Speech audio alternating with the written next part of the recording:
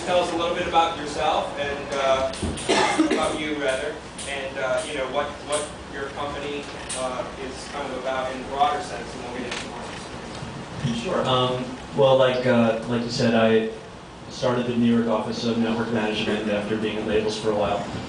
Personally, my background is I went to law school because I knew I wanted the music business. I didn't know anything about it, didn't really know how to approach it, and I was getting a lot of advice that a lot of music business executives are lawyers. So I ended up going to law school, but then graduated and didn't practice law at all, and tried to get any job I could at a record label. I started off in marketing, and they trained me from there, and then again it was Arista and then Network. So that's my story. Network is a Canadian company. It's based in Vancouver, and it started as a label about 20 years ago. They started in like dance music, industrial sort of club music in the beginning, and then they signed Sarah to their label in Canada, and then started managing her, and eventually the management company sort of overtook the label side because from Sarah's success, then it went to the Bare Naked Ladies, and then Coldplay and a bunch of other people. So that's really it. It's still a label, but again, management is probably more well known down here. What specifically what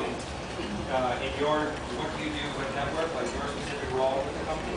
Yeah, well, I'm head of the New York office, which, I mean, it's not like a lot of people are reporting to me and thinking, it's just like a bunch of us are there, managing people. I mean, that's what it is.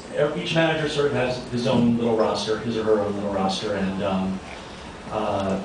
what's your roster? My roster now, I'm sort of the rock guy. I had Sum 41 for many years. Brand New is like an emo punk band from Long Island. Young and Divine, that's a new band that's coming out on RCA in the fall. Jimmy Robbins, he's actually a Disney act that's coming out in the fall as well. So it's kind of varied. Also, Megan Smith, who's on Sire. It's kind of like a Nora Jonesy sort of retro thing. So what do you enjoy about your job, and what don't you enjoy about it? That's always an interesting question to ask. Sure. What I enjoy about it is getting closer to the music and the artists, and having that kind of hands-on experience on that level. And I like the focus, as opposed to labels where you're working on whatever they happen to throw at you. It's nice to be able to choose the kind of music you want to be involved in and work really hard on that. What I don't like, artists sometimes. Yeah, they're just, sometimes you forget that they don't think like the rest of us. It's sort of a little emotional. Well, you're speaking to a bunch of I know, no offense. I mean, that's what makes yours. But, probably 4 people here that are probably us. Yeah. So, and also part of it that's a little frustrating is you don't have a lot of direct control, especially in the traditional setup where you're working with a record label. They control the purse strings, and so you don't really control them, and then you've got the artist that you're sort of trying to guide them in a certain way. So it's a lot of persuasion, charm, not so much making things happen by directive. So I have heard that good managers find you, as opposed to us finding good managers. What's your take on it? I think that's true for the industry in general, and I guess that's sort of shorthand for saying that the best way to find people to work with is to develop a following and some kind of buzz. Some kind of a buzz, yeah. Whether it's touring, online, press, sort of anything that sort of gets you recognized. I mean, that's the best way to find people to work with is when you've built up a little something, and then they're coming to see you, and you can sort of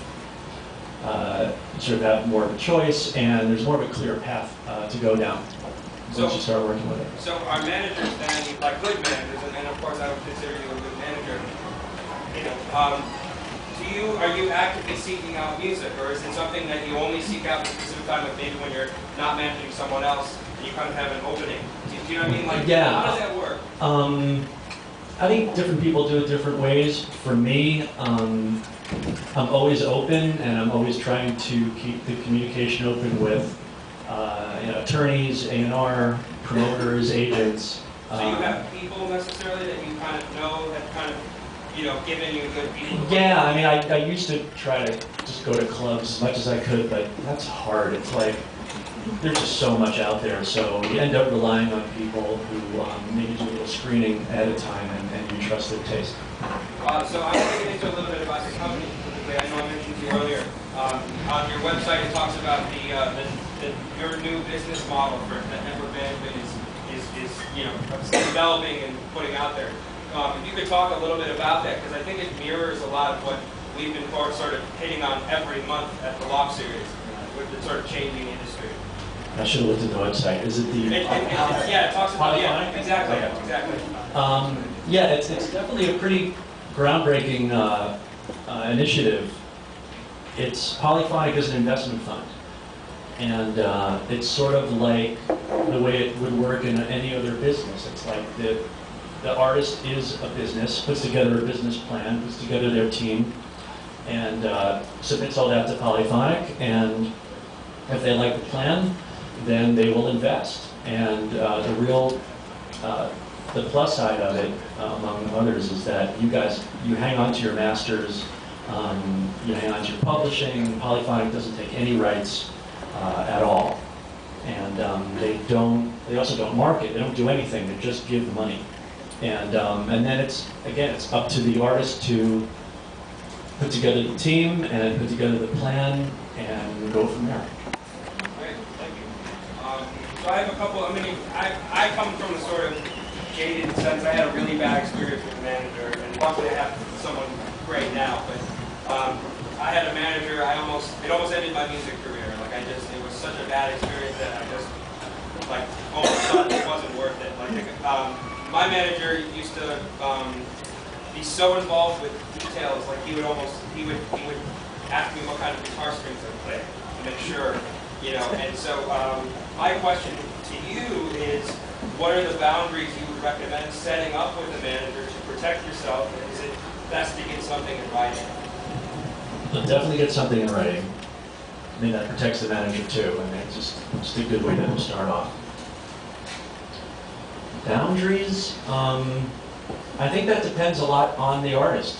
Some artists actually need a lot of really hands-on. I try to stay out of the music. I try to stick with artists that their music is done. They don't really need me for that. But in other circumstances, it can be pretty hands-on as far as that stuff goes. Other times, you sit back and when the artist delivers the record, it's delivered, and that's the first time you hear it. So it really kind of runs the gamut. Do you find managers today are more sort of like boutique managers where they're kind of freelance on their own? Or are there other management companies like yours out there? And if you could maybe just talk about just kind of like the landscape with the management industry. Yeah, there's several big firms. You've probably heard of Irving Azoff. He's been swallowing up a lot of managers over the last few years. So that's one of the very big ones. Then there's Red Light, which is run by Dave Matthews' manager. And I'm sure I'm missing a few. And then there's scores of solo managers out there. Yeah, so there's a lot of that. Okay. What are the signs that a manager is working in your best interest as opposed to their own interests? And are there certain benchmarks? I mean, assuming, we all eventually want to be superstars, great writers, and, so when we get to that point, and then when we're on that journey, how do we know we're not going to get screwed? What are signs that they're serving our best interests? I think that, I think when you start off with a manager, the first thing that needs to happen is you sit down and make a plan, and sort of a timeline and goals and a vision for what ought to be happening in your career. And